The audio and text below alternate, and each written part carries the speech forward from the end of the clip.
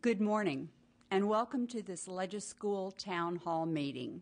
Today we are joined by an audience of high school students from around the state who will put questions to our panel of experts on the topic of California and the environment. We will be examining environmental public policy and its implications for the future of our state. I am Dr. Bernadette Hallbrook from the Office of Public Affairs and Advocacy at Sacramento State, and I will serve as moderator for what I know will be an informative and lively discussion. The LegiSchool project is a nonpartisan civic education collaboration between the state legislature and Sacramento State designed to promote civic education. LegiSchool is administered by the Center for California Studies on the campus of our university. LegiSchool's mission is to engage California high school students in matters of public policy and state government. We do this by creating opportunities like today for students and state leaders to meet and share ideas on issues affecting Californians. In doing so, we hope to motivate young people to take an interest in public life and to encourage them to actively participate in our political process.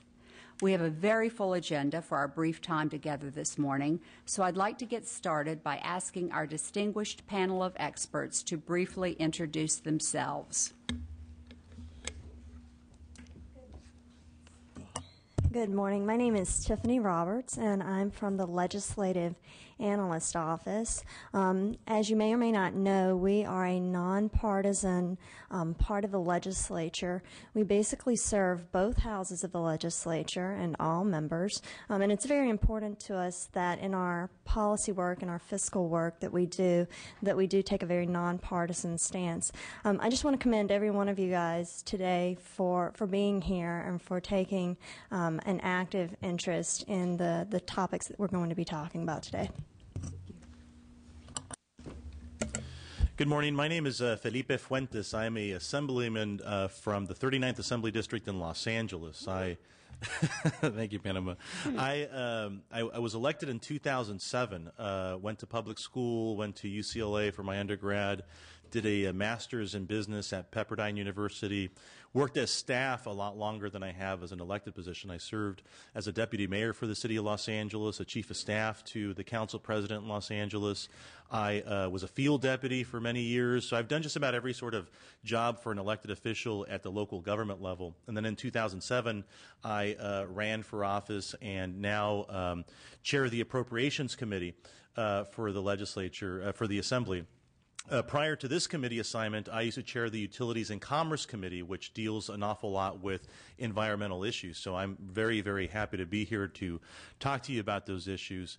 And I also want to congratulate you for your hard work, because it only gets a little bit tougher in college, but it gets really exciting. And so I want to encourage you to continue your studies and also encourage you to keep close ties with your friends here. My legislative director up until recently, who left the building to work for a firm outside, is my old high school buddy. His name is Greg Wesley, and we've been friends since fourth grade. My senator for my area that represents me in the Senate, his name is Alex Padilla, and he's an old high school buddy of mine, and we went to high school together.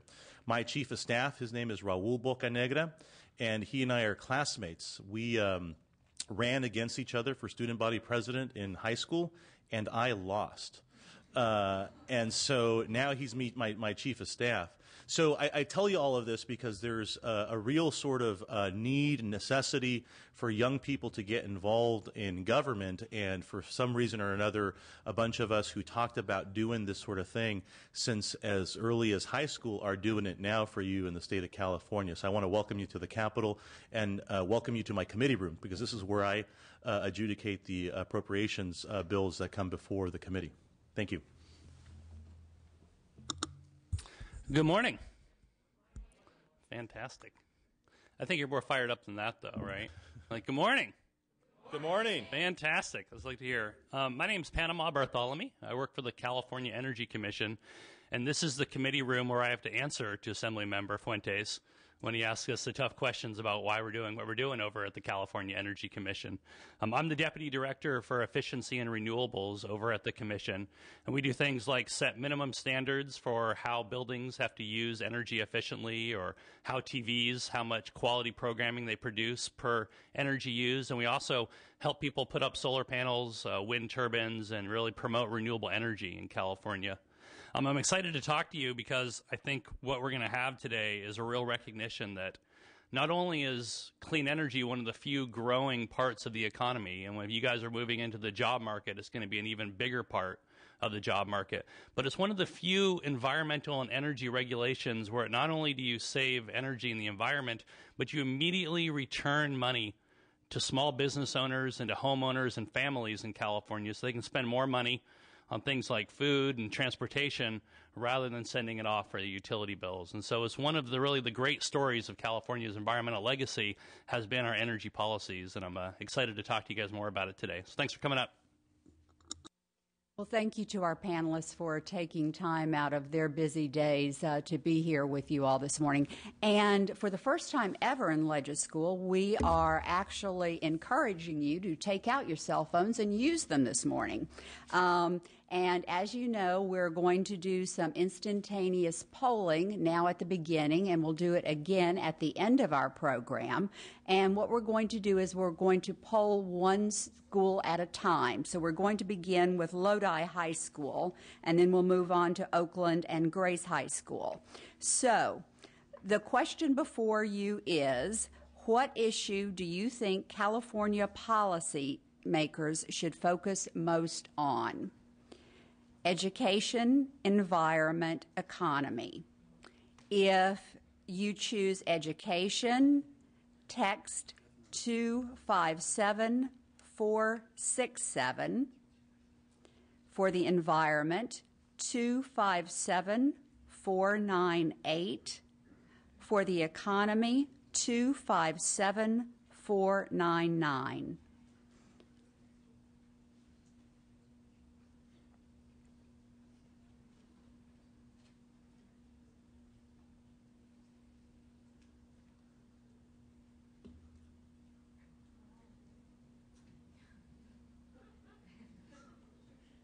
I guess there's nothing to talk about today.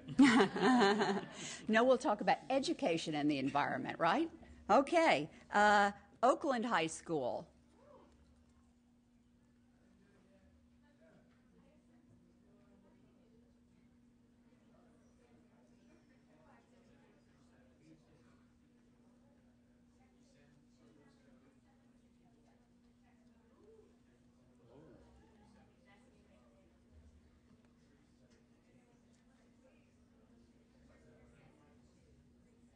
All right.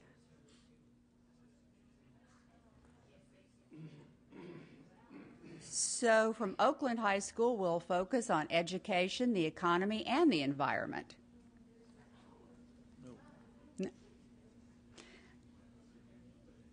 Ready for Grace High School? No.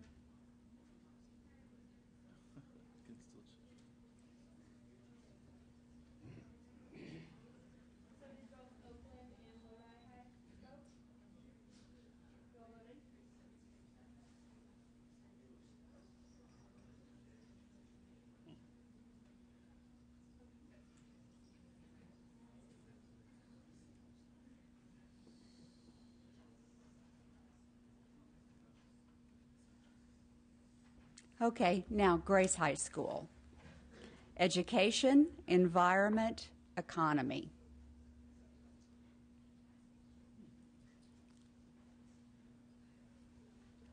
Where's Grace from?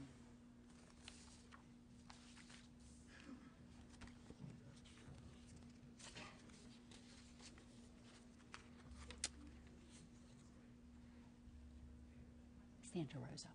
A balanced.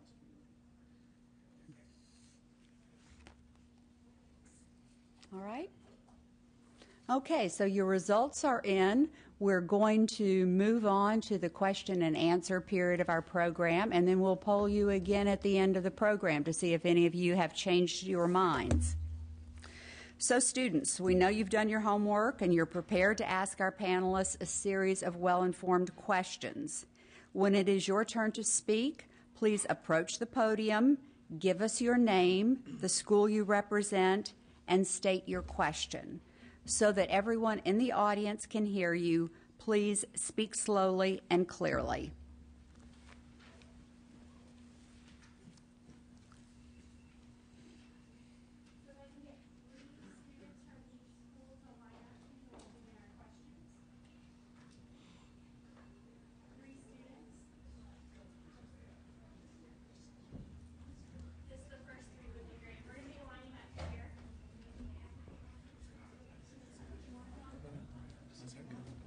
Good morning. Bernadette Holbrook, Sac State.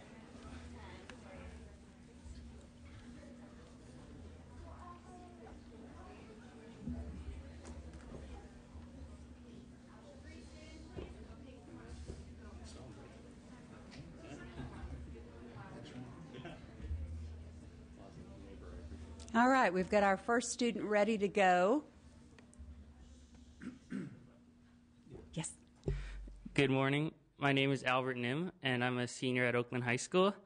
And in preparation for this event, me and a group recently studied a bill, SB 1, which provides subsidies for households that purchase solar panels. I believe that it was intended to help lower-income families purchase photovoltaic technologies, but statistics have shown that the money was mainly used by higher-income families. My group and I worked on a bill to switch the focus from the general population towards lower-income neighborhoods and households. Would you support such a bill, and why or why not? I'll go first. Actually, so SB 1, I think, was done in 1996 or 1997. I forget sort of when, or actually 2006 or 2005. I forget when it was passed. But so it precedes when I was here, and it's an interesting program. The idea was that you would provide 1 million solar rooftops in California. The idea being that at the time photovoltaic was such a new type of innovation that mandating sort of or setting this goal of 1 million solar roofs in California would help build up the scale of that particular innovation and hopefully bring prices down so that it would be available to lower income communities like the one that I represent. There's been a lot of reports recently in the press that you're exactly right, that the program has seemed to be utilized more by folks who aren't in impacted communities. And so I would absolutely support reopening SB 1 and trying to figure out how to incent the participation of communities like the one that I represent. Another interesting thing about SB 1, and I'll be quiet, is that once people are able to, and this is sort of the outrage recently in the reports, once people are able to actually get the solar roof panels and the rebates and that sort of thing, they then in turn don't have to pay for any of the infrastructure like the power lines and some of the sunk costs that utility companies would like for them to pay. So there's a lot of conversation now in the interim to try to figure out how to assess a fair sort of cost of doing business with the grid, i.e. through your photovoltaic panels, and get some of that back into the program. So I'm absolutely supportive of relooking at it. Great question. Sounds like you guys have done your homework on this one. As the assembly member said, the goal of SB 1 was really to transform the solar market in California. And in addition to the activities in Europe and in Japan, global forces with us have really brought down the cost of solar panels significantly. It dropped 50% in just the last 2 years alone.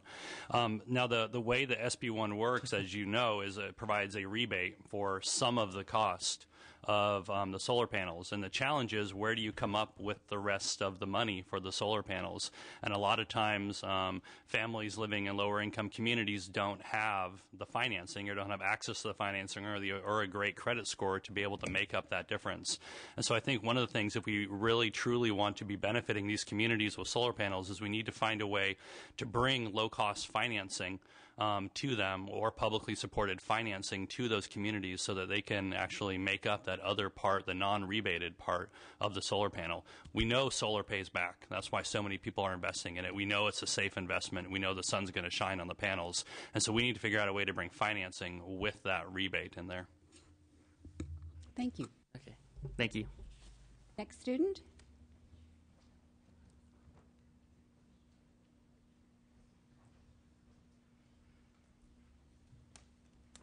Hello, my name is Aja Robinson. I'm from Oakland Senior High School Environmental Science Academy, and I have a question concerning AB 752, and it is, how do you feel about the outcome of sea level rise, and can you briefly explain your point of view of the bill? Who'd like to respond? Okay, I'll go. Before I sort of answer, I want to just introduce my colleague. Ricardo Lara is joining us. He represents Los Angeles like I do, and there's a real big delegation out of Los Angeles, and Ricardo is doing an awful lot here in the legislature on a whole bunch of different issues, in particular education and impacted communities. So I'm happy to be sitting here with him. We haven't seen each other in a couple of weeks. The bill, if I remember correctly, was basically a study bill, one that would make it so that California would begin to actually start the analysis on what climate change and subsequently sea level sea level change would have on the state. I think I voted yes on the bill largely because it was intended to just sort of start doing the analysis to figure out how climate change would impact California. There's a lot of debate about bills like that because people say incrementally, if you measure these things, what difference would it make to California? I'm a data person. I like to have more information than less, and so I supported the bill, and I think it didn't cost an awful lot. So as I mentioned to you all, I chair the Appropriations Committee, so anything that has any money attached with it, my committee decides whether it moves on or it doesn't. I'll speak to this a little bit. I won't speak specifically to the bill itself, but I will say that it's very important for the state of California to understand what the implications are in terms of long-term impacts of climate change and things like sea level rise. And it's very important because we need to understand what we should be doing in terms of planning for infrastructure and changes that may need to be made as we go forward. Can you give an example of what you mean by infrastructure changes?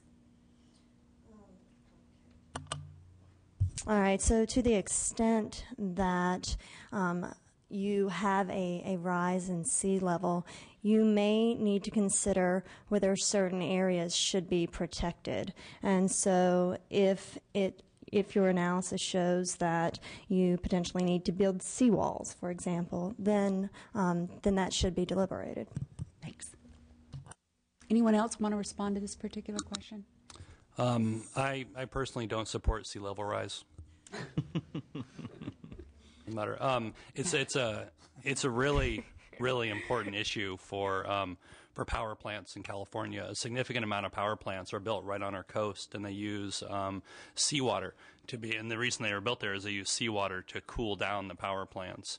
And we're going to have to look at with sea level rise, probably shutting down those plants and moving them inland, which means shutting down a significant amount of our infrastructure and then moving it to safer places. And who ends up paying for that? The communities that pay for that power all then pay for it. So it's a really significant issue for California and for energy issues.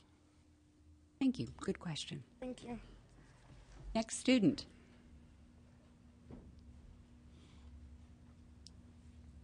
Hi, my name is Stephanie. I go to Oakland High School, and I studied SB 568, and it said that we could use styrofoam as long as 60% of it is recyclable. So why don't we completely ban styrofoam?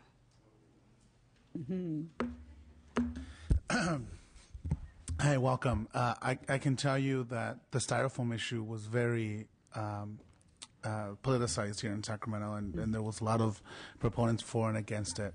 And I'll tell you why I'm against the bill. In my area, in Southeast LA County, you have a plethora of small businesses. It's the black backbone of our economy in my district. I don't have big industry. Manufacturing has moved out.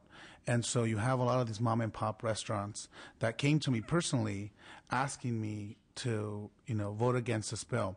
And not that we never actually voted against it in the assembly floor, but I had a lot of concerns to figure out how we're going to offset the cost for the small businesses transitioning to another product per se. And so it's something that's still going to come up this year, something that we continue to research. It's something that I still want to continue to do my due diligence and really have a very solid conversation about, because I think it is important. We need to move towards ultimately banning styrofoam, but what are the alternatives and how costly are those for the small businesses that currently in this tough economic time are having a difficult time surviving? And so it's an ongoing discussion. It's something that you're going to hear us discuss in Sacramento still.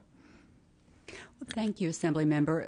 Your response gets us to the heart of what we're looking at today, and that's the very critical interface between environmental policy and implications on the economy for our citizens.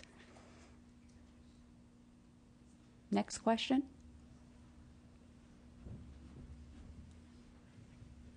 Good morning, everybody. My name's Eric Sachin. I'm from Oakland High School. Me and my group are conducting a research on AB Bill 627 about the state water resources on conducting a feasible study of the delta and the water. So our question is that prior to Bill AB 627, after taking feasible study of what is now the plan to construct a canal, how would the water be monitored in a way which it would not harm the future ecosystem? And we just want to know your standpoint and issue on it. Nobody's running for that one. Well, no. It's. I'm trying to remember the bill, and I got to tell you, I'm terribly impressed by your preparation, everybody, because you've got the bill numbers, chapter, and verse. Welcome, Senator. We're being joined by Senator Mark Dosanier, former assembly member. Now he's a state senator. And you just missed the styrofoam question. Mark in a previous life ran a restaurant, owned a restaurants. And so that would have been a great question for Senator Dosanier. I didn't have styrofoam. I'm trying to remember the. Tell me a little bit about the bill. It did what now? It was a canal bill. It was the bill stated that it wanted conductive research on the how to convey water through the Sacramento San Joaquin Delta, and to find an alternative way. And I think the canal was part of it. Do you remember who the author was? It was Bill Berryhill. Bill Berryhill. Okay, that tells me a little bit more about the bill. So the measure. No. So water in California, we could spend a long time talking about water in California, and I'll try to be brief.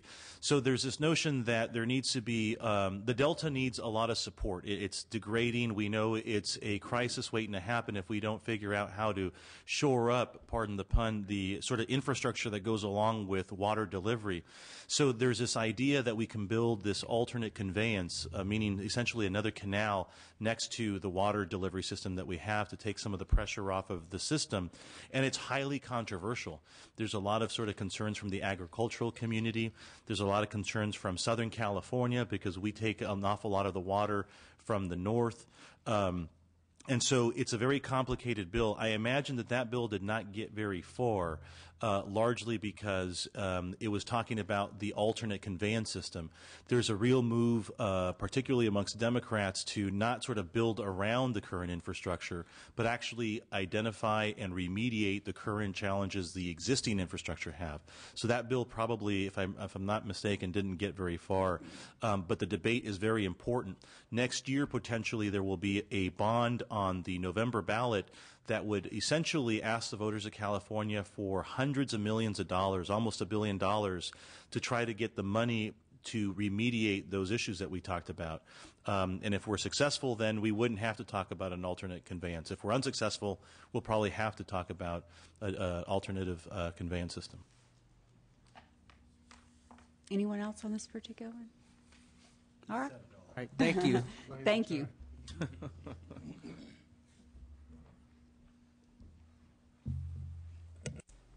Good morning. Good morning.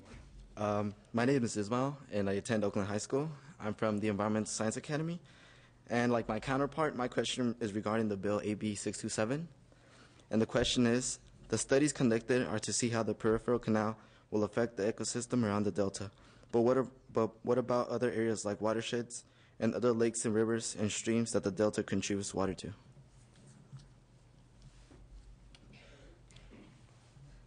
Okay, I'll jump in.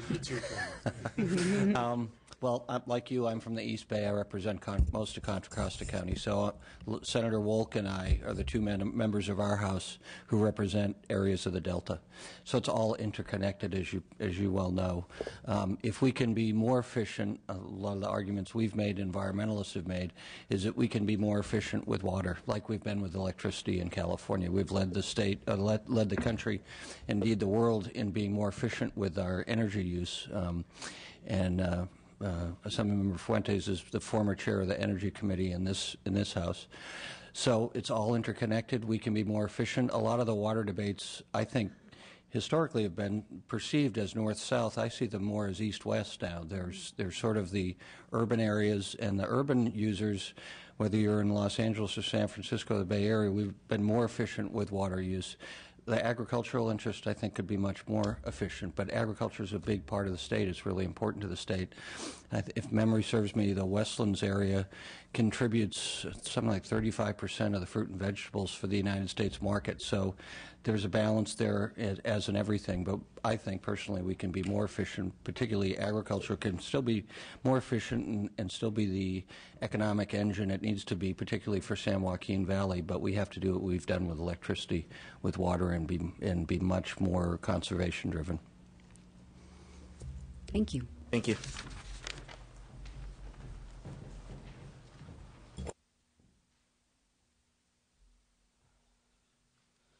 Morning, everybody. My name's Joey Hickman. I'm a very proud representative of Lodi High School. My question's less of a government one, more of a general public one, kind of, if you can get what I'm saying there. There's still people in our society that they don't think global warming's an issue. I was wondering, is there any evidence or arguments that you would use to convince these so-called non-believers? Well, good question. That's an easy one. Well, former President of the United States, George W. Bush, was a skeptic. He asked the National Academy for Sciences to produce 2 reviews of it, and he finally accepted the fact that climate change and humans' use of energy have contributed to climate change. And then I would cite just recently the Koch brothers, who are conservative industrialists, big contributors to people who don't believe in climate change. They just had, I think, some people from Berkeley who were also cynical about it. The Koch brothers paid for this research, and just in the last few months, this person who was a scientist who heretofore was a skeptic came back and said, no, after my research was not the answer they were looking for, but it is, in my view, the accurate answer. And just another point on that, even if you are a skeptic, there's a real, I mentioned to you all that, I went to business school. There's a real sort of incentive for us to be more efficient. So even if you believe that climate change isn't sort of real, we do only have sort of a set number of resources on the planet, and to be smart about sort of your management of those resources, we need to sort of strive for efficiencies.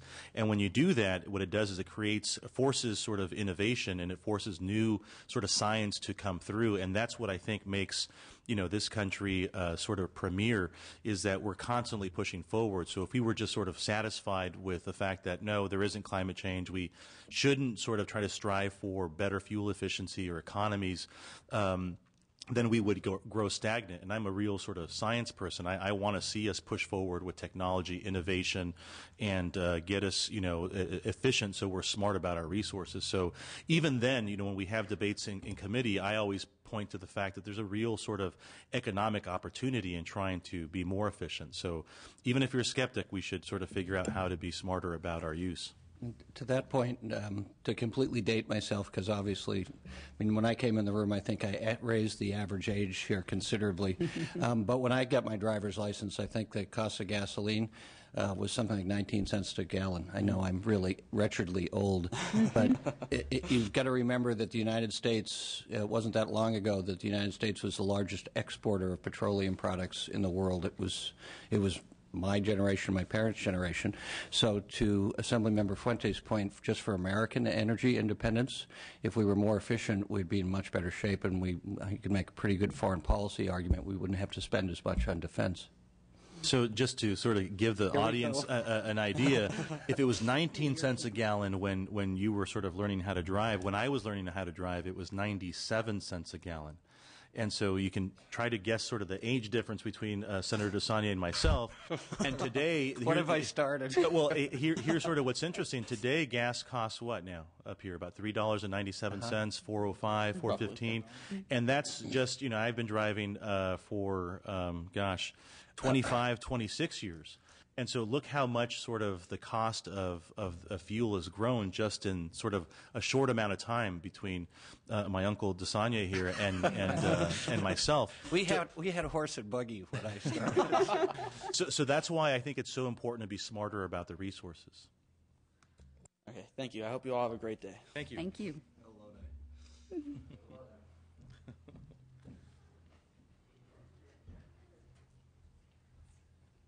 Good morning. I'm Logan Maloney. I'm representing the Apple Academy out of Lodi High School. This is a general question about California regulations regarding the environment and the economy.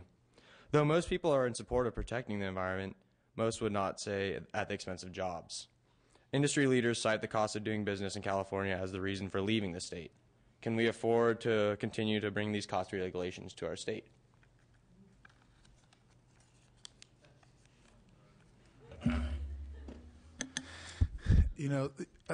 It's a great question. It's something that is very timely here in Sacramento, and it's a discussion that I've been elected almost for a year now, and that's been the number one issue about how do we continue to be at the vanguard in terms of environmental policy, but still create and sustain the jobs that we need, and to bring it back even home to my area. It's a constant discussion that we have in our district, because there is, the area that I represent, for the most part, was a manufacturing community, and some aerospace, and so the land that we live on is primarily contaminated, and so not only do we need to clean that up, but we also need to try to bring back some of those jobs. And so it's a constant conversation that we have here of how do we find that balance? How do we continue to protect our environment, which makes us great and makes us, a world leader in terms of environmental policy, but how do we kind of buckle down and start working on seriously on creating jobs? I think we need to find a healthy balance, and I think we need to continue to have these dialogues, not only with the voters but with ourselves in terms of how do we continue to strive for the best, and how do we continue to provide jobs for folks that are, quite frankly, not going to be able to go back to school, that are single parents and have 4 kids, and need to provide for their family. And so it's a constant balancing act for me personally, in trying to see how we continue to be at the vanguard, and then go home and prove that you've created jobs. So it's a constant dialogue that I have within myself, within our office, and it's easier said than done, right? I mean, so it's a great question, and it's something that we deal with here on a daily basis. I'm going to make up for the last 15 minutes because I was late and talk out to every question. I'll try to be more concise. I think it is a great question. I think there is an assumption that we don't consider the economy up here. I was on the Air Resources Board for about 10 years. You have to do a cost benefit, and you should do a cost benefit to the point where you would have to consider the estimated cost for the regulation to get the tons you needed in emissions reductions. So there is infrastructure. Can we do it better? Can we be more sensitive to business interests? I think we should always be looking at those things. And we actually, as Assemblyman Laura mentioned, we're considering changing CEQA as we speak, even those of us who have supported it, to make it more efficient. And then lastly, being at the vanguard of environmental leadership in the country and the world is not a bad economic thing. We get 50% of all of venture capital in the United States comes to California right now, and most of that goes into renewables. So that's a good thing. That's helping the economy. But all those things, I think it's a good question, and a balance has to be struck. Thank you for your time.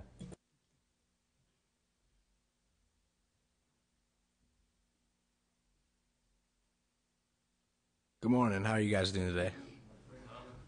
Good. Well, my name's Greg Hertzfeld. I'm from Lodi, California, and I'm representing Apple Academy.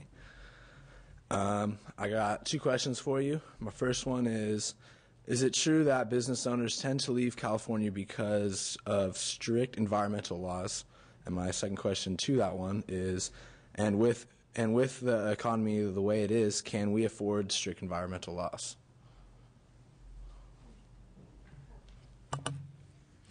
I think, and I can't speak for all business owners, obviously, but I think when businesses look at where they're going to do business, they look at an array of different things. First and foremost, it's very important for businesses to understand where the demand for their products is located. And that really is one of the driving factors for businesses. Obviously, the cost of regulation is something they consider, not only environmental regulation, but as well as labor regulation. And I think that when they are considering leaving or relocating outside of the state, they would take all of these factors into consideration. And just to add a little bit more perspective, so I'm also a member of the Revenue and Taxation Committee, and our chairman, Henry Berea, had an informational hearing in San Jose on Monday, which I attended. And in talking and hearing from different industry in the high-tech sector, they said their biggest challenge was sort of California's tax policies. So it really depends on sort of where you sit. To the LAO's point about sort of what is it that is the big cost driver. Businesses want to do whatever they do at the lowest cost possible. And there is a balance that can be struck on how you do that. But I think if there's an impediment to sort of business growth in California, it really is sort of our tax structure. We don't have a very sort of smooth way on how the state collects revenues, and as a result, the state suffers. And so there's a lot of conversation in the ballot on November about how do you sort of smooth and erase some of the volatility in revenues. And if we did that, we would be able to not just help sort of the state fund, I think, but we'd also be able to help businesses because we'd give them more predictability, because that's all they want. I mean, they want to pay their fair share, and they himmy and haw here and there about sort of what their fair share is. But when we have sort of this volatility in our tax structure, that makes it worse. So there's a lot that goes to it. The last point is if you're a cement company in California, you probably do see the environmental regulatory environment as sort of an obstacle because they are some of the highest emitters of different sort of pollutants into the environment. By virtue of what they do, they're very energy intensive, and it's hard to be a cement company in California. So even though it's hard for them, can we as a California, the most populous state in the union, afford to have the cement industry leave California? Probably not. So we've got to figure out how to help them. So it's really case by case, and it depends on which industry we're talking about. I agree, and it also depends what regulation you were talking about. Over at the Energy Commission, we only adopt good regulations, and the good thing about, look over time as the previous question, answers to the previous question you saw. I mean, energy prices historically have gone up and continue to rise.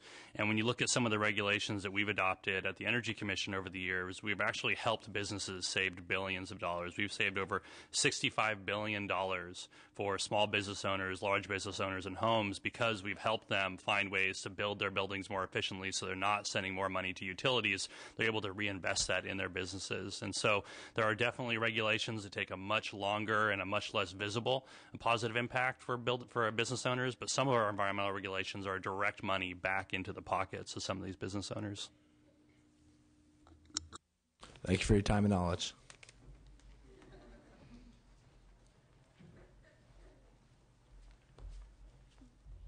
Hi, my name is Lee, and I'm representing Oakland High School's Environmental Science Academy. And my group and I have been studying about the bill AB 591 about hydraulic fracturing. And in my opinion, this is a huge issue for California. And I was just wondering what further decisions have there been made since the last assembly on this bill, and what is your stance on the bill? So I can give you kind of the data answer here.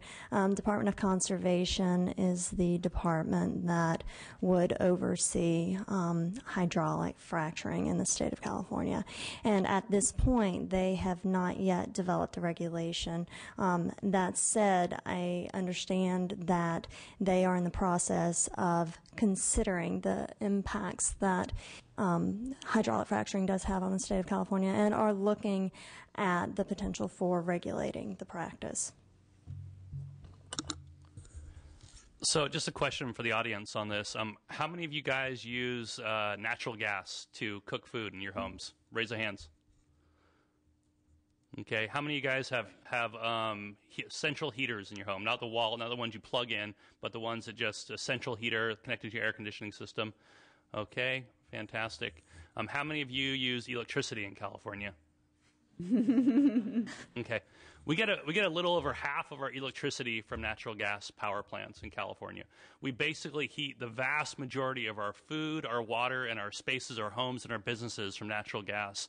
And the question from your fellow student here is, what choices do we make about the production of that natural gas that you generally all use for being able to heat space and use electricity?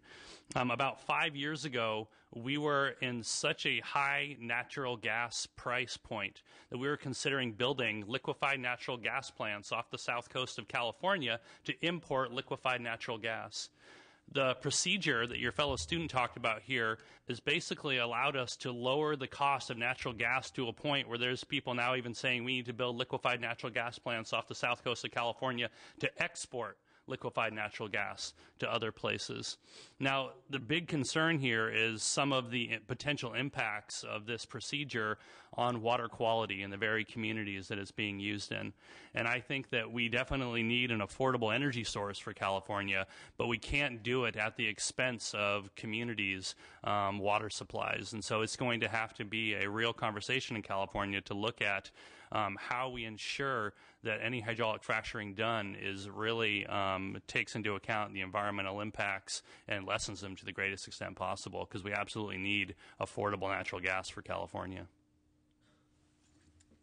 Thank you.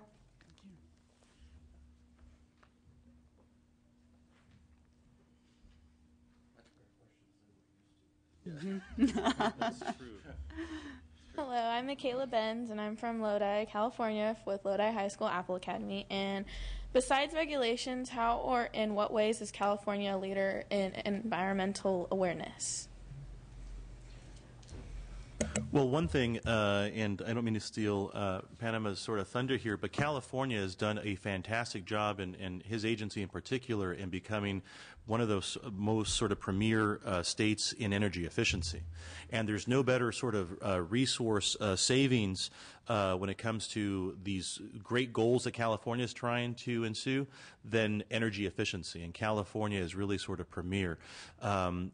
One of the other things that we've done is we've set a state goal that ideally one day will be a national goal to generate all of our electricity with renewable sources of energy. And so we've demonstrated our leadership both in the regulatory form but also in sort of setting these goals. And the question becomes, how realistic can they be, and how do you temper those goals with sort of the reality of our current economy? You know, a lot of people say that, you know, can we afford to do these things now? The question for me, sort of, you know, from a business perspective is, can we afford not to do them? Because when times are lean, we shouldn't sort of stop programs that are worthwhile. We should figure out how to be as optimum as possible in our sort of endeavors on these great goals, and what better time to sort of develop a program when times are lean. So we've got a lot of sort of evidence on how we're leaders in the country, but the challenge becomes how to do that in a sort of smart way so we don't have any other sort of unintended consequences. Thank you. You're welcome. Thank you. And the senator here, I believe, just paid the audience quite a compliment when he when he stated that the questions that the panel is getting this morning are a lot better than the ones they typically receive on a day-to-day basis. So thank you for doing your homework and being so well prepared.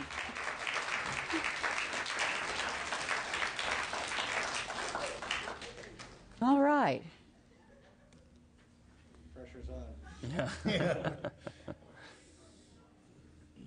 Give them a hard one. They're ready. I got it. Okay. I'm Victoria Wool. I represent the Apple Academy from Lodi High School. And my question is there an affordable way to go green? It seems like that the common homeowner can not afford the cost to go green, you know, solar panels. And I understand in the long run the benefits are good, but the upfront, you know, kills business and the homeowners. Okay. So I'll start. You know, going green, there's a whole bunch of different things you're talking about there. You're talking about, you know, waste issues and recycling. You're talking about water issues. You're talking about energy issues. As the energy agency, I'll just speak from that perspective. You know, there's solar panels, incredibly sizzly, incredibly sexy. Everyone goes just right to the solar panel. You know, you have it up on your roof and you can immediately point to it and say, look how green I am. I have a solar panel up on my roof. But when you look at it, it's probably the very last thing you should do to be saving energy. And from your question, the most cost-effective thing you can do is start to reduce the use of energy consumption, because not only do you start to make your house more comfortable and you'll start to save money on your energy bill, but then you have to buy a smaller solar panel system. Because if you're using, say, 100 units of energy and you buy a solar panel system to produce that 100 units of energy, instead, if you saved 50 units of energy through better insulation, fixing your windows, not wasting as much energy, you only have to buy a solar panel system for 50 units. It's really the last thing you should do. You should absolutely do it, but it's the last thing you should do. So you should combine the smarts of efficiency with the sexiness of solar, and it's the most cost-effective way to go green. Smart and sexy. Yes.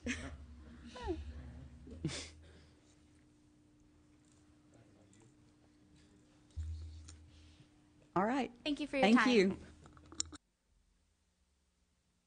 Nobody wanted to follow smart and sexy. Hello, my name is Becky, and I'm from Oakland High Environmental Science Academy. So my question is, how come small businesses have to pay for all the green things? Like, why can't the state provide some subsidies? Because I know San Francisco has this one program that if you have a solar panel, they actually give you subsidies for it, and it's for low-income people too. So how come the state can't provide some subsidies for that? We have no money. It's on me. Yeah, well, it's a washer dryer.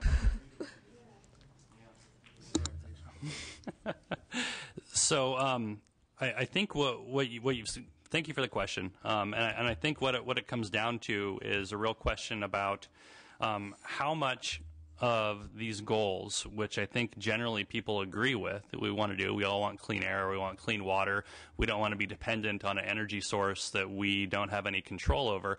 How much of that goes onto the cost of the individual homeowner or small business owner, and how much of it's borne by the taxpayer or the ratepayer? California, for about the last 2 decades, has decided that they want everybody to be paying for these programs. And so they put in these costs onto the backs of taxpayers and ratepayers in California to help bring down the costs to small business owners to be able to invest in efficiency, to be able to invest in solar panels. And so right now, for a solar panel system in California, you got the federal government paying 30%, state government paying about 30%, and that only leaves, about 40% for the small business owner to really pay for. And so you have a really, really attractive model for business owners in California right now because of the support from the state.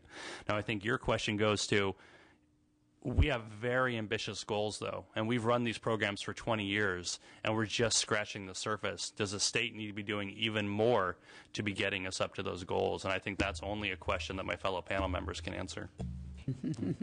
And I know in the Bay Area, the Association of Bay Area Governments in in Oakland, they have a program, a green business program. It's a recognition program, but they also do environmental auditing. So, for instance, in my case where I owned restaurants, they would come out to the restaurant. You could call them, you could ask them, and they'll come through and basically give you an energy and environmental audit and see what you're doing. So in the restaurant business, it was what you were doing in terms of recycling water, energy use, things like that, and it was really helpful. So it's not as if we're not trying to help small business. There are a lot of programs like that, but we are challenged. I mean, we're challenged. Education is one of our biggest priorities, and you all can see how you've been impacted by the cuts we've had. So it's a struggle.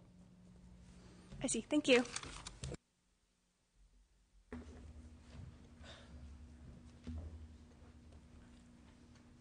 Good morning. My name is Lai. I'm from Oakland High School's Environmental Science Academy, and I did some research on AB 1178 on solid waste.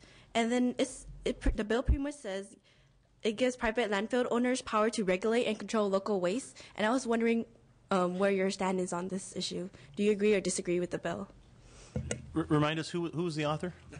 It was Fiona Ma from San Francisco. Yeah, no, that one was, yeah, that's right. We may or may not have supported that one.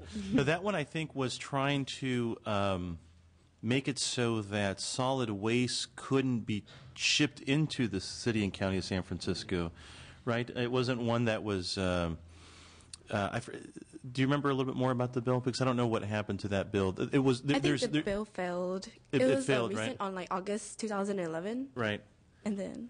Not to beat up my colleague Fiona too much, but the bill, I think, was motivated by really cranky neighbors who didn't want to see sort of the importation of solid waste into the city and county. I think the idea was that the truck traffic and sort of the disruption was not something that the city and county wanted to do, or it was one way or the other. It was either the importation of it or the delivery out.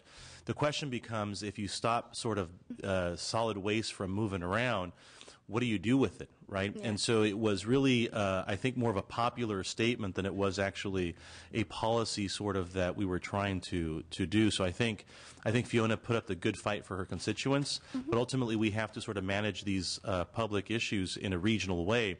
And if you start banning either the transfers of this sort of stuff, it just starts piling up at the source, and that's stinky. Yeah. Actually, I think I remember the bill. There's an issue with San Francisco sends a lot of most of its solid waste actually to Solano County. Right. So there's this whole battle, and so does Contra Costa. Well, it doesn't send all of it. Most of us we keep in our own county because we have a landfill. But there's been this ongoing, because of court decisions and other things, sort of battle, at least in the Bay Area, because we have smaller counties than Southern California, of where the solid waste is going. So it was less of an environmental-driven issue in terms of, from the author's perspective, and those of us who, I opposed it, I believe, but trying to work out 9 different counties trying to figure out where they're sending their trash. So it sounds, the way the question was posed, is that it was some kind of attack on efficient recycling and use of waste, and really it was sort of a commerce thing between the different counties and the different operators, because basically you've got larger operators who are developing a monopoly, and she was worried about cost and having only one place to send the waste stream, if memory serves me. Okay, thank you. Thank you.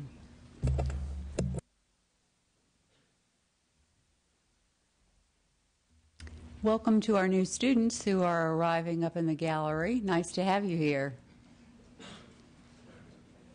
Good morning. My name is Andrew Kwan. I represent Oakland High School's Environmental Science Academy. I also have a question regarding the California Solar Initiative, as my colleague asked earlier. To my knowledge, it is that it will be expiring in 2016, and the budget has not entirely been used. And my question is, with the money remaining, does the state plan to enforce a new bill that will be involving the implementation of solar panels? That's a good question. So that's sort of the policy question. You know, the people need to we need to look into the program and see how effective was it. Did it actually and I think the answer is going to be yes. Did it help mature this market so that solar prices would come down and we could create a robust market? I think the answer is yes. The question becomes, you know, and you sound like some of my colleagues, you know, should we start spending that unused money? And I would say that I'm not sure that we should. There's a real sort of conversation right now around something called the public goods charge. So anybody who's a utility payer, either residential or business, everybody pays this public goods charge. And the idea is that charge has a bunch of different things sort of built into it.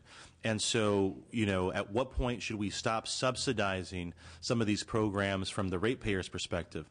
Subsidies are important because they help us get to market, gets us to maturation when we're trying to develop technologies. But if we have something that's already been developed, should we continue to pay as an entire rate base for somebody else to reap the benefit? Because remember, in that example, you know, this energy cost to that particular consumer who has gone through the program, has bought these panels, they're paying virtually nothing, right? And so we're subsidizing somebody else being able to pay nothing for their electricity. And I think that's good in the early stages. Now that we've gotten to a place where the market's pretty mature, and to the point of your colleague, maybe we need to figure out how to incent the participation in impacted lower income communities. Maybe that's a better use of the money now that we've sort of hit a curve. But I start saying to myself, well, if this is going to save people money and we've gotten it as best as we can, then maybe it's time to stop subsidizing and looking for something else to work on. So my instinct is not to spend the money yet. Okay, thank you.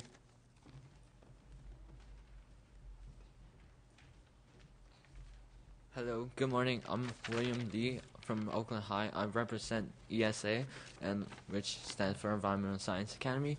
I also did the bill on AB 627. As my colleague said, most of the studies are done within business. I was wondering if the local farmers or local Delta people that lives there, do they have a say on the bill? Do they have an opinion on the bill? Yeah, do they get an opinion on the bill? Yeah. Yes, we set up an infrastructure, and those of us who represent the Delta don't think that the Delta has enough of a voice, and we're concerned about particularly users of Delta water have too much of a say. But that was a big part of our debate on the water package that had in front of us. I opposed it, as did Senator Wolk, who's my colleague who represents the Delta, and one of the main reasons was because we didn't think the 5 counties that are part of the Delta or compose the Delta had enough say on it. But this is still evolving. There's been a number of newspaper articles recently about the various commissions and citizens groups who are working on it. People in the Delta feel very strongly that it's a special place. I agree with them.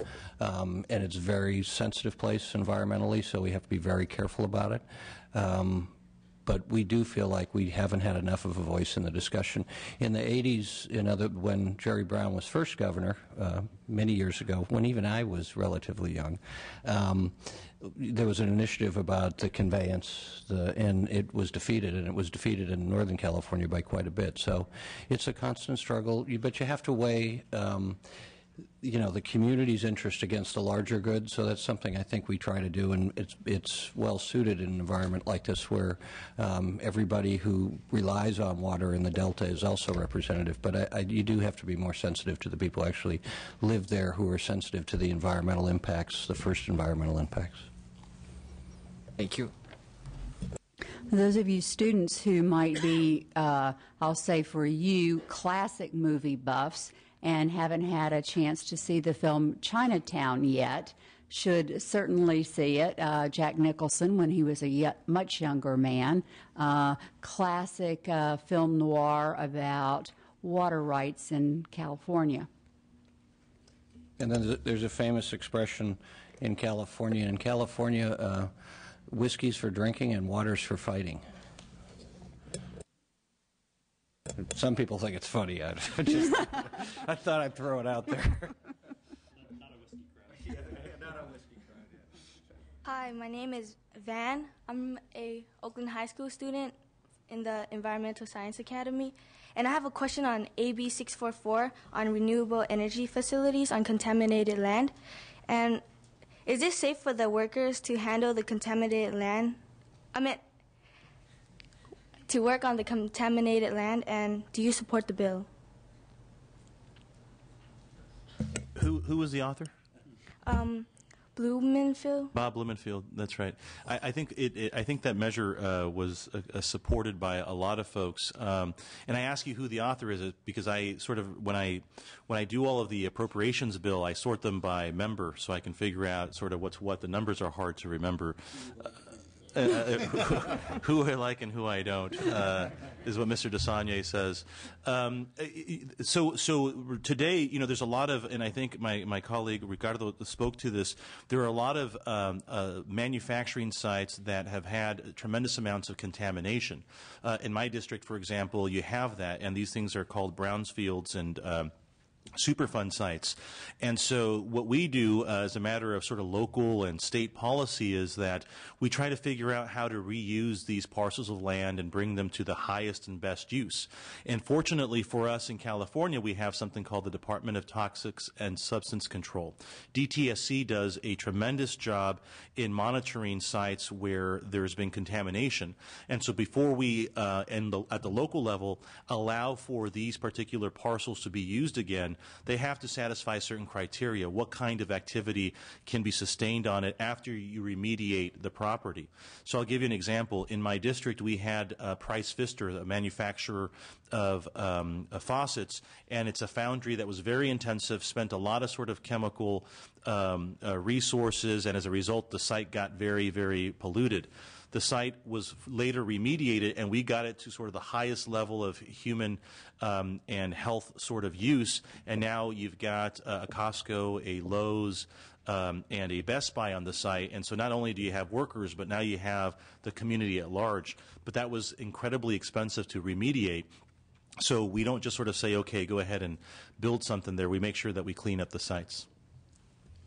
Thank you. You know, and the same thing in my area. I'm glad we have an EJ question. You know, a perfect example of what Chamber Fuentes was talking about as well in my district. It was a former chrome plating plant that, you know, had for years dumped stuff into the ground, and so it was actually a Superfund site. So we worked with the federal government, local government, county, and state to actually make it the first Superfund site into actual green space and became a park. And it was an amazing feat. It took us years in the community to get that done, but those are ways in which all levels of government work. And these things are happening in and around LA, particularly in the eastern part and in the San Fernando Valley, where you have all these old manufacturing plants that now we're stuck with. What do we do with them? So we're also having shopping centers being built. We're having parks being built. We are actually even doing schools in my neighborhood where they were former brownfields. And so that takes a lot of money.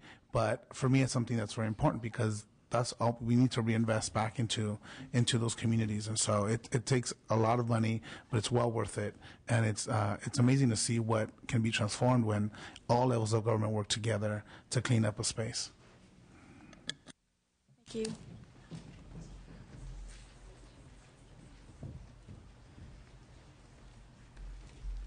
Hi, my name is Chastina Dutras, and I'm representing Apple Academy from Lodi High.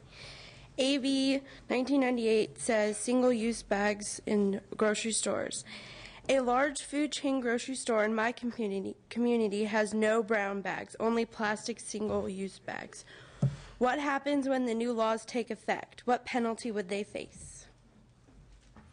What happened to that? It's a Brownlee bill. I don't remember what happened to that bill. It was a Brownlee bill. It died in the Senate, right? So the intent here is basically to simplify it. They were talking about banning plastic bags, and so the measure got out of the Assembly, failed in the Senate.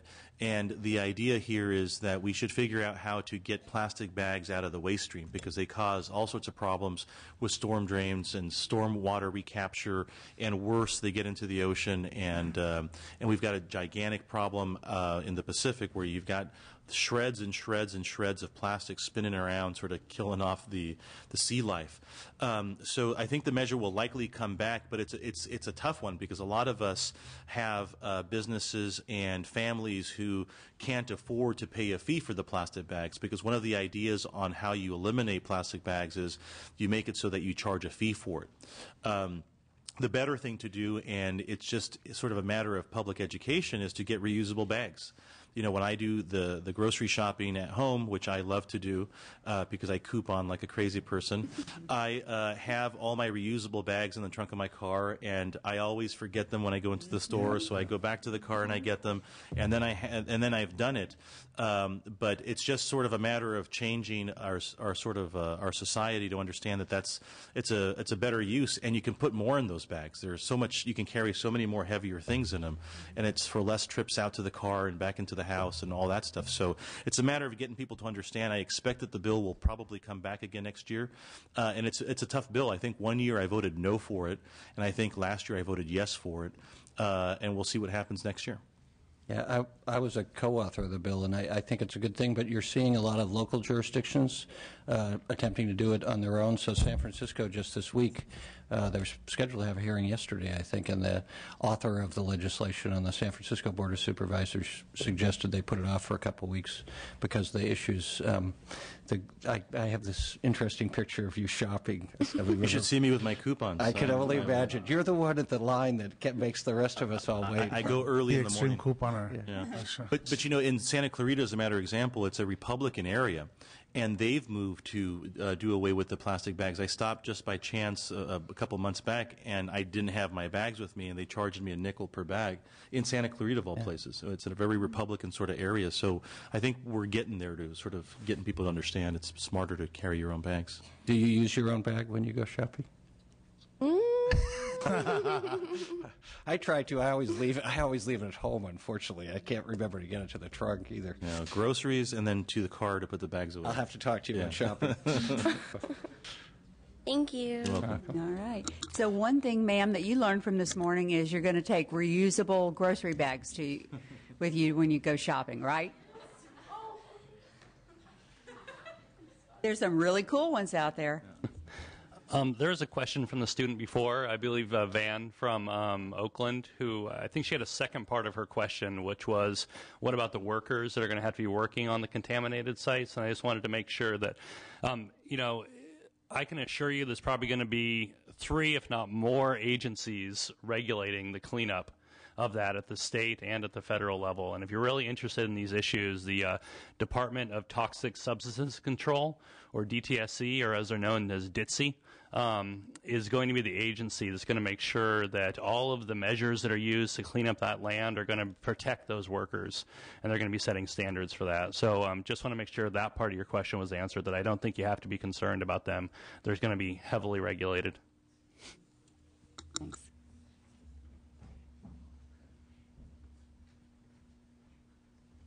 Hi, my name is Dewey. I'm from Oakland Senior High, and I'm representing the Environmental Science Academy.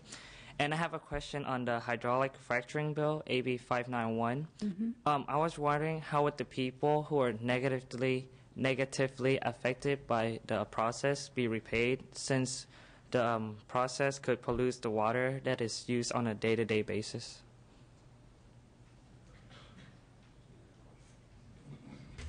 Yeah, that's a tough question. I don't know. I think Panama answered it correctly. I mean, it's a very difficult sort of issue, and what, as decision makers, what you want to do is you don't want to sort of have us decide whether we should ban something or not unless the research and the studies have been made. And I think the LAO mentioned that the affected agencies are sort of looking at what regulations they should impose on that type of behavior.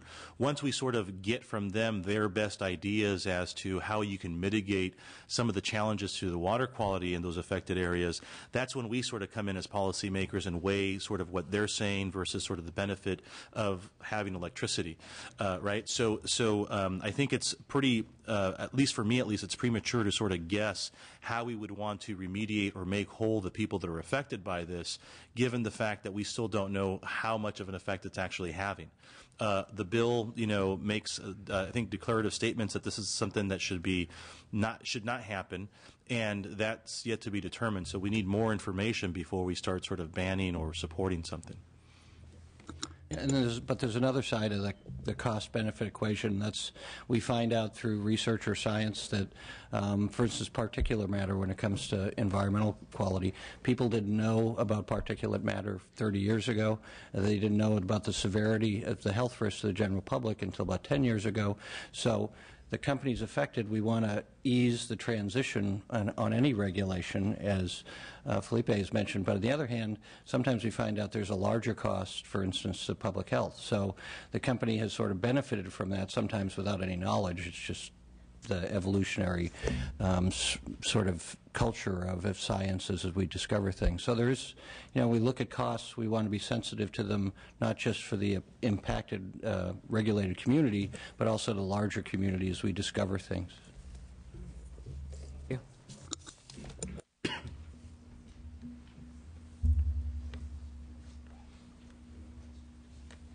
Good morning. My name is Denise Mann, and I represent the Environmental Science Academy at Oakland High.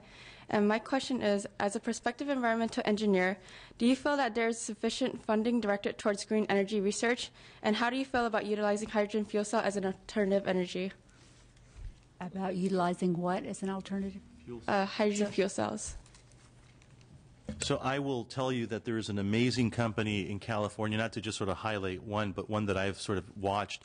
They have this fuel cell technology that works off of natural gas today, but the idea is that it's going to have variable inputs. So if we get to a point where we make cellulosic biofuels and these sort of things and generate them in labs, you could plug this into this fuel cell, and sort of what the Star Trek one day we get to place is that this fuel cell will be able to sort of break parts of this energy fuel sources into places where you can store them. So some of the problems about transforming, for example, our mobile fleet, our vehicles, our cars, it's a real challenge because you have to change the infrastructure. We can design electric cars, we can design hydrogen cars, but if you can't sort of readily support them with infrastructure like fueling stations, then it becomes very prohibitive.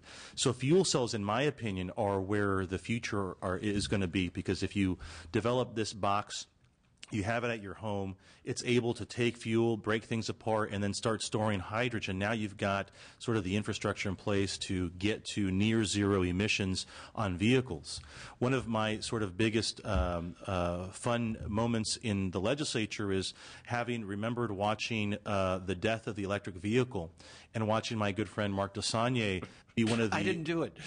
be one of the Air Resource Board members that were debating sort of, and this is, gosh, maybe 20 years ago, 15 years ago, I'm trying to be kind, where they were debating sort of these problems, back then. And so Mark's been a real leader on all this stuff. So if I had to place a bet on what the technology is that we should do more research on and maybe subsidize at this point, because you've seen what we've done with solar, it's fuel cell research. I think that it's really going to be some pretty cool stuff once they sort of get the science down on it. I think it was probably about 10 years ago. But I've aged a lot in the last 5 since I've been in the legislature. So there's a regulation at the Air Resources Board that actually started during the Deukmejian administration a long time ago, called the Zero Emission Vehicle Mandate, and that was part of what that documentary movie was about.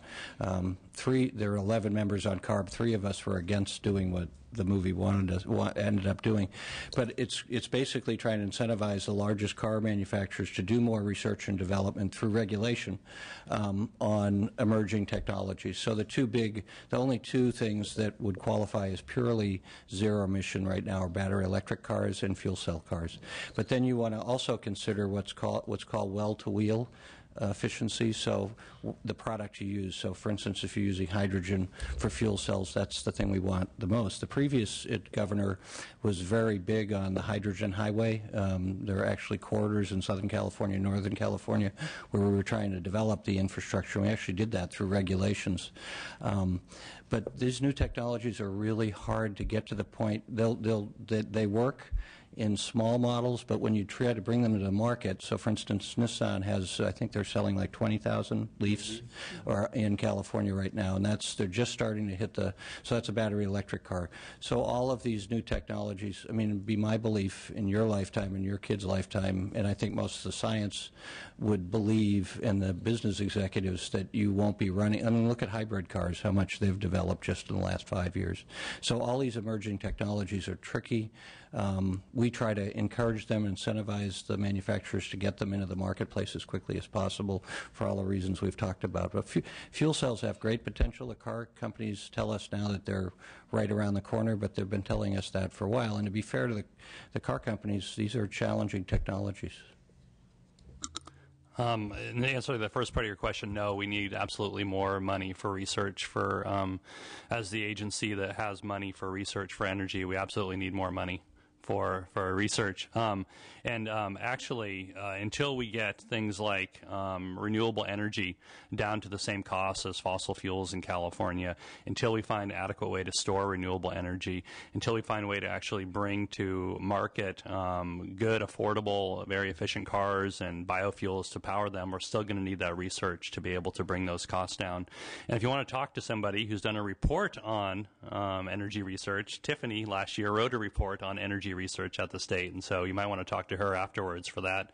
And for your second question, fuel cells are going to be absolutely critical piece, because as much as we love renewables, the sun doesn't always shine, the wind doesn't always blow, and it doesn't always shine or blow at the times when you want it to, when we're using the most amount of energy. And so what the fuel cells allow us to use hydrogen in there, and the hydrogen acts as a storage. You probably already know this.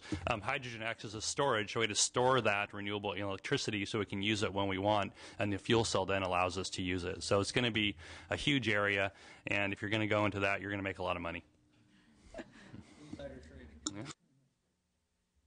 And we certainly do want to see more young women choose engineering, and particularly environmental engineering, as a profession. So good for you. Thank you.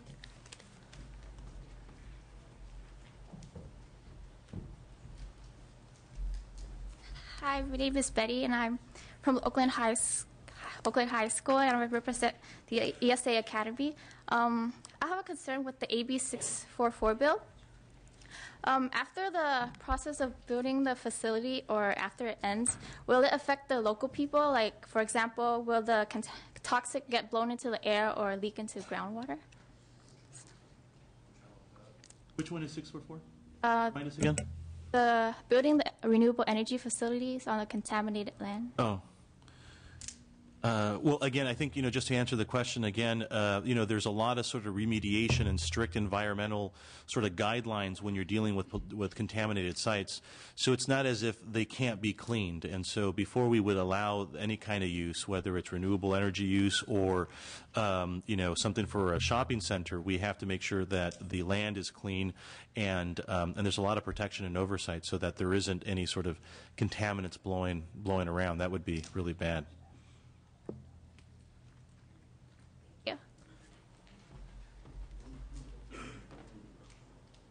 So, Gabrielle, how much time do we have for questions? This is the last question? Okay. Last two. Okay, thanks. Hi, I'm Elizabeth Rios from Santa Rosa from Grace High. And I was wondering about global warming and recycling and stuff. And big businesses get incentives for recycling, and I was wondering if there was anything we can do to make it a community thing and have communities get rewards for recycling and other precautions for global warming. You were on the board, weren't you? No, that was Wes. No, it wasn't. I think whenever it's like the discussion, we were kidding about the student with the Brownlee bill. Anytime we can incentivize changes in individual economic things that people do is more efficient than us passing laws in many instances. So to the degree we can incentivize communities to do the right thing on the natural, I think all of us is supportive.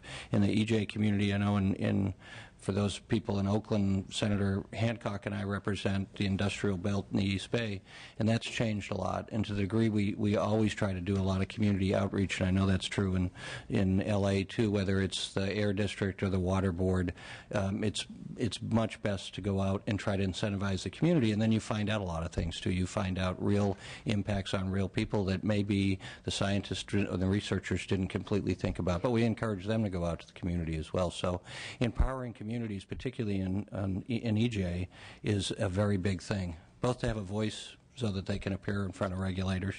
The Energy Commission does outreach. I know CARB does outreach. The Water Board does outreach, and they're getting better at it. I think it's a great question, because I think what we're seeing more and more is that more and more of these environmental issues are better handled at the regional or at the larger jurisdictional issue rather than down on the individual location, individual business by business. And it's looking at really so many solutions are community-based solutions. And so if you're interested in community-based solutions to global warming and to things like recycling, there's a new organization in the state called the Strategic Growth Council, and they're focused on bringing together a whole suite of solutions and helping communities find ways to be able to develop their own way out of global warming, both for how to avoid global warming and how to deal with global warming coming. So if you're interested in that sort of issue, the Strategic Growth Council, great new organization to pay attention to. Thank you.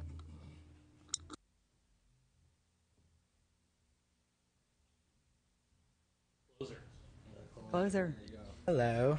Can you hear me? Okay. My name is Cedar Rivera. I'm from Santa Rosa, and I go to Grace High School. My question is, what are precautions being taken to make the Capitol environmentally friendly? What are we doing right here at home, huh? That's a very good question. So Speaker Perez, our speaker for the Assembly, he has moved a bill now 2 years in a row that would conduct a study to figure out how to make this building a little bit more environmentally sound, but at the same time, we have to be sort of cognizant of how old the building is, right? It's a historic building, and we can't simply sort of just throw solar panels on the roof. It wouldn't look right on the rotunda. So the speaker has worked on that.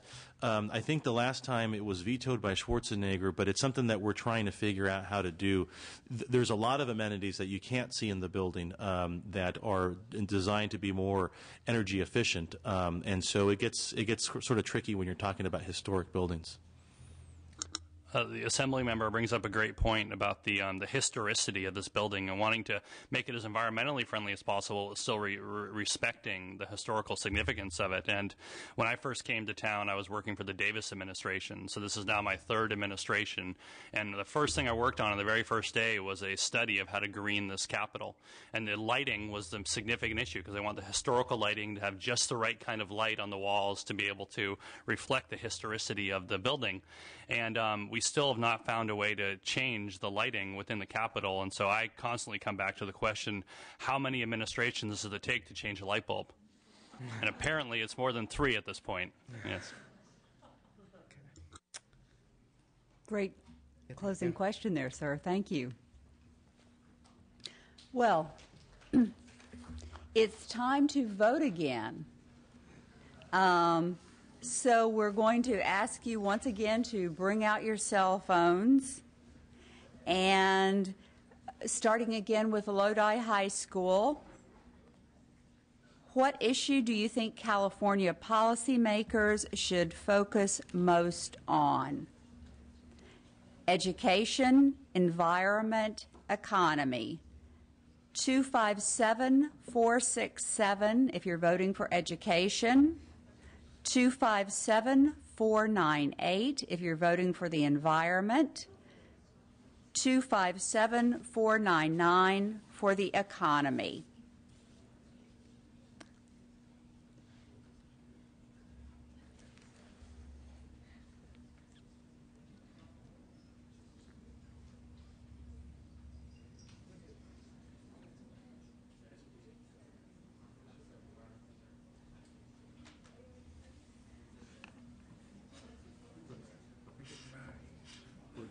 Because your total is so low, you got 16 respondents.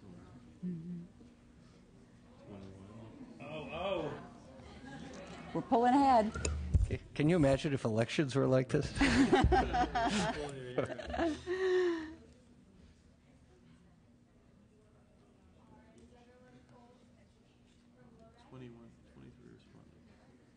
Lodi?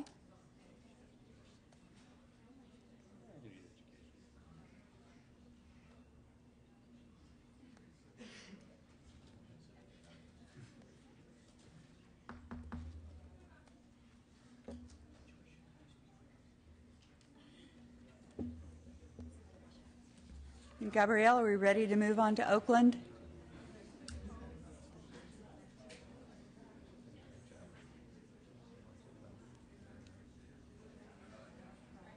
Okay, Oakland, your turn.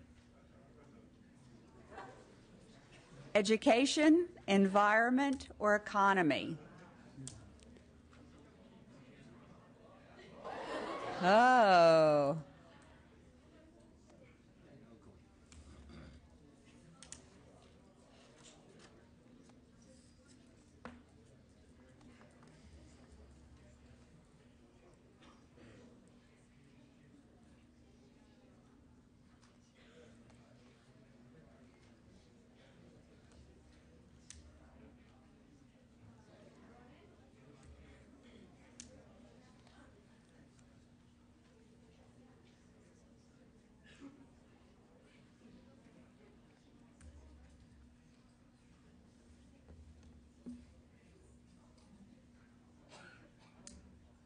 All right. Grace High School, your turn to vote. Education, environment, or economy?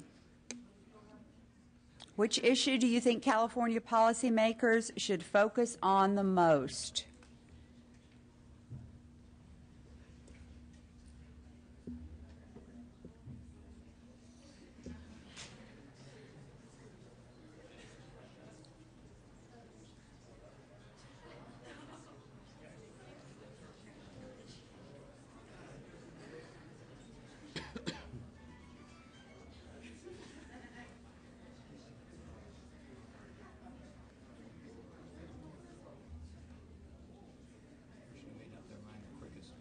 Mm-hmm.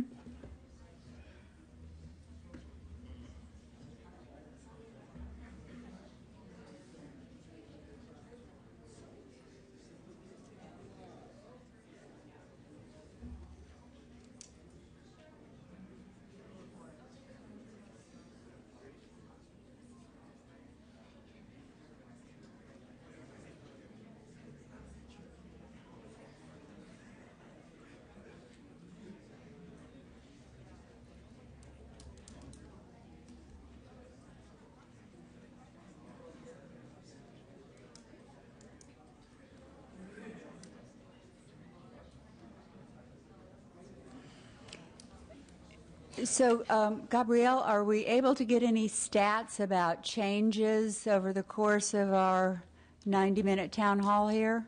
Education and the economy is just about tied with environment, close third. All right. All right. Well, thank you so much. Let's give our panel a round of applause. They were incredible.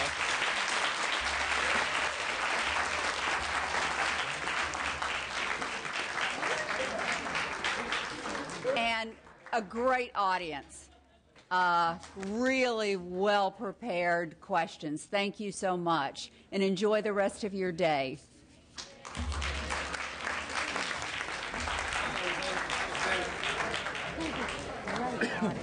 Really cool. I really appreciate your coming in.